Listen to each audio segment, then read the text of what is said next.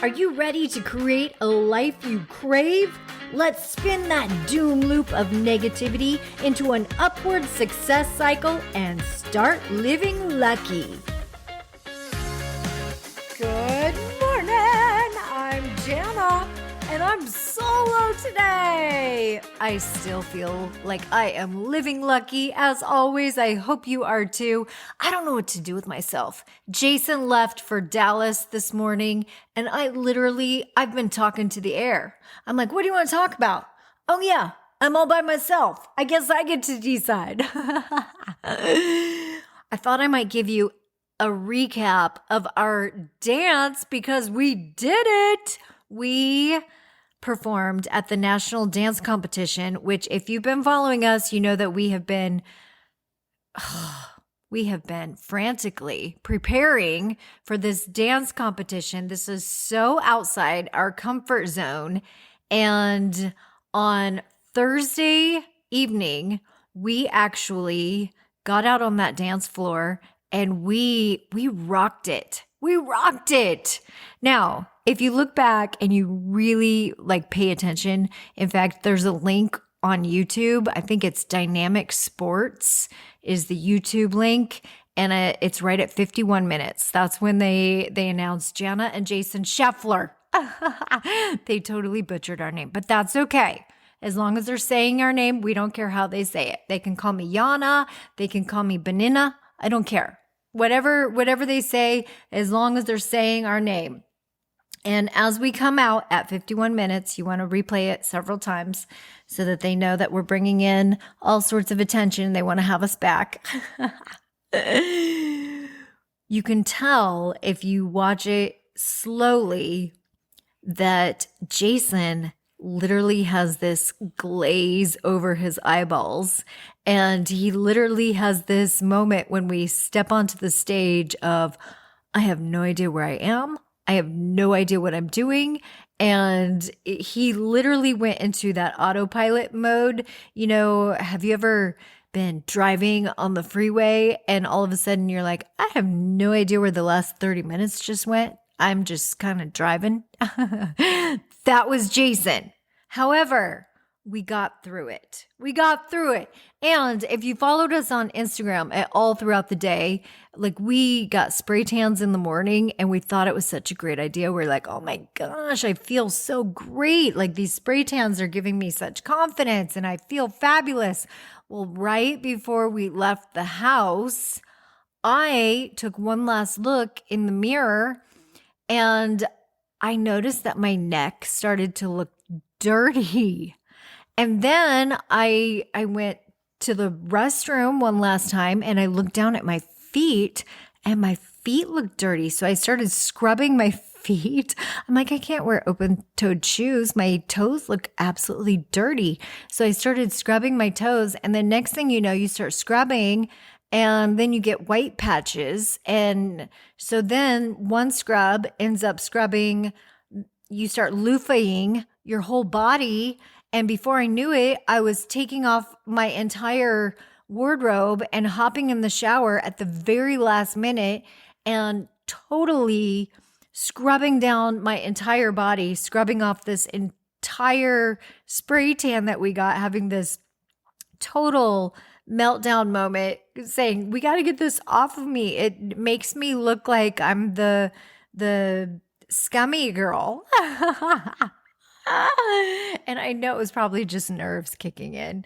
But anyway, woo! And then we got there. And I, of course, had an appointment to get my hair and makeup done. And they have 2 makeup people that you can choose from. So there's 2 different companies. And the one that I chose, I get in there and they're not none of the people in there are speaking English. Okay. So I go in there and I've never done this before. So I'm not used to having my hair and makeup done on a daily basis, right? This is all brand new to me.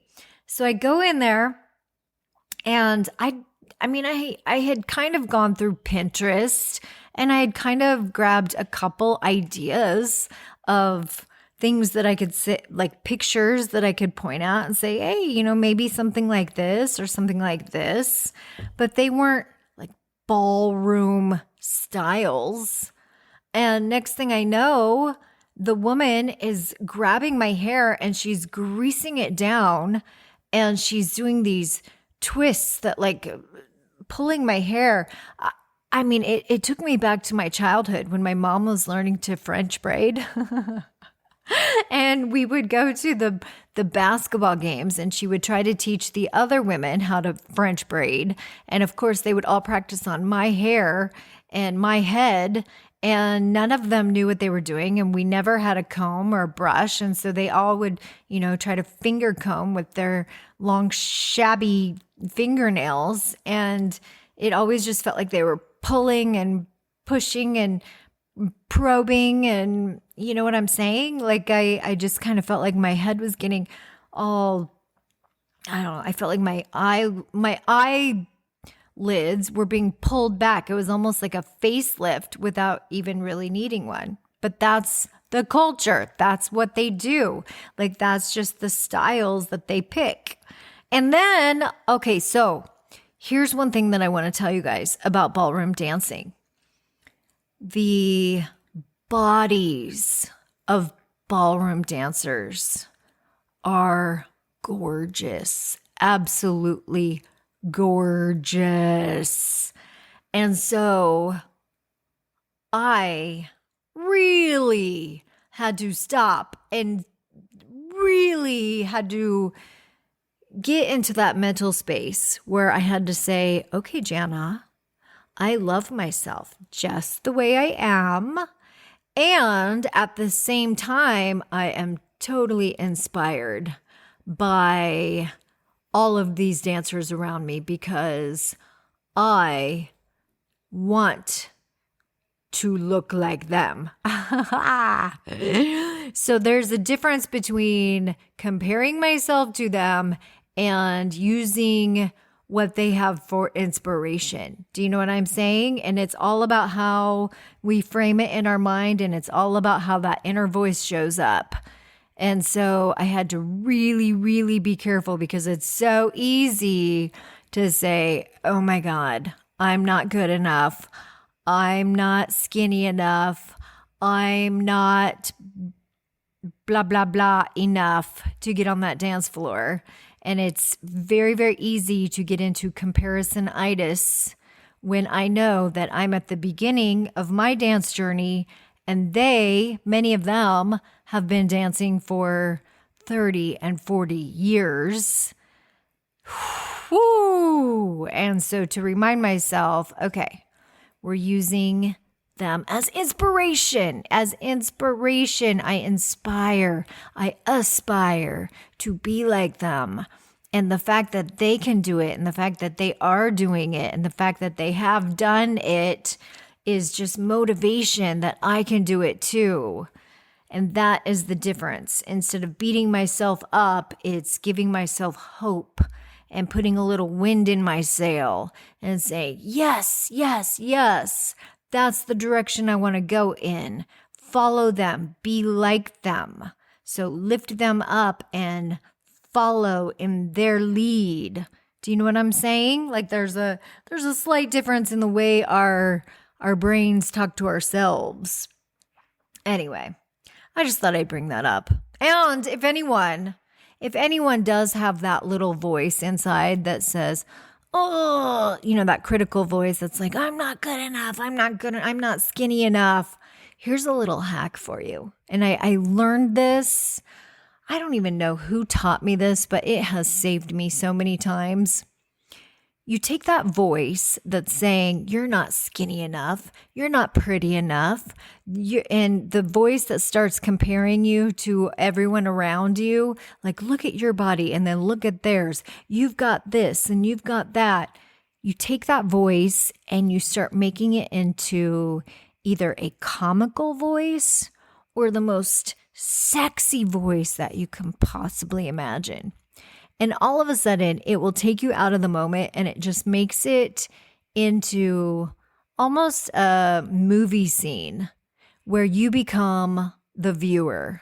You become the viewer in your own movie, and it takes you out of the loop of listening to it and the neuroplasticity of creating the groove. All of a sudden, you become a watcher of the movie, and it almost becomes silly. So if the voice is saying, you're not skinny enough to be on that dance floor, you're not skinny enough to wear that costume, then you say it in the most sexy voice possible. You're not skinny enough. And and I know, like, that wasn't really the most sexy voice. If Jason was here, he was like, come on, Jana, you can be better than that. But anyway, you get my drift. Like, you say it, or maybe you say it in a cartoon voice, like, you're not skinny enough to be in that costume. You know, you like say it in a comical voice, or suck helium before you say it, or you know what I'm saying? Like, get into a character voice when you say it. And then all of a sudden, it becomes a scene in a movie. And you go, oh, wait a minute. And I wanted to bring this up. While I was in this room with all these women who are absolutely gorgeous, and we're all getting our hair and makeup done, and they're not speaking English. I think they were speaking Russian, to be honest with you. So they were speaking Russian, and then all of a sudden, the one that was doing my hair, she did ask me in English, so what do you do for a living? And I said, well, I'm a speaker. I'm an inspirational speaker. And then one of the other girls that was getting her makeup done said, can you give me a pep talk? Because I feel like I need some confidence right now. And I looked over at her and I thought, wow. And I said, well, how long have you been doing this? And she said, 28 years. She had been competing in dance for 28 years.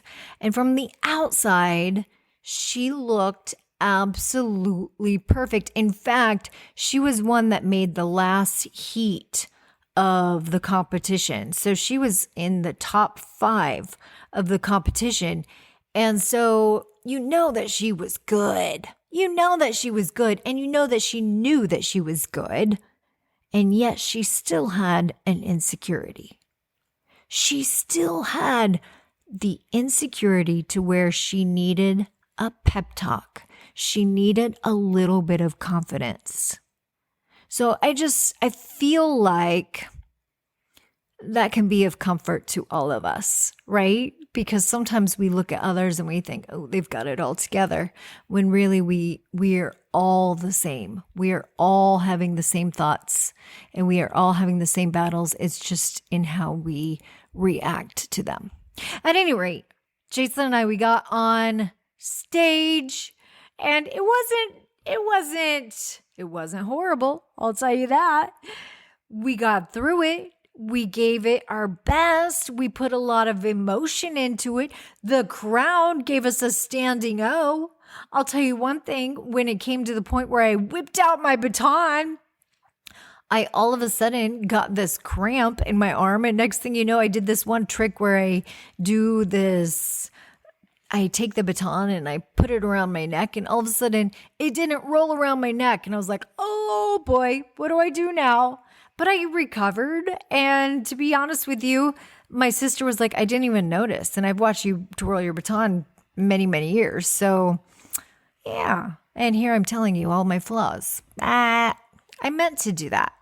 Duh. I was really, really proud of us. That's my point. I was so proud of us, and the very last line of our dance, the song says, "This is me." I just felt like that summed up our whole dance journey, and maybe even my whole self-development journey. This is me. This is my authentic self, and this is who I am, showing up at 48 years old, baton twirling, learning to ballroom dance with my husband, and performing at the national dance competition in between the pros on the final night. And you know what? We're just going for it and having fun, showing joy. Jason's facing his stage fright.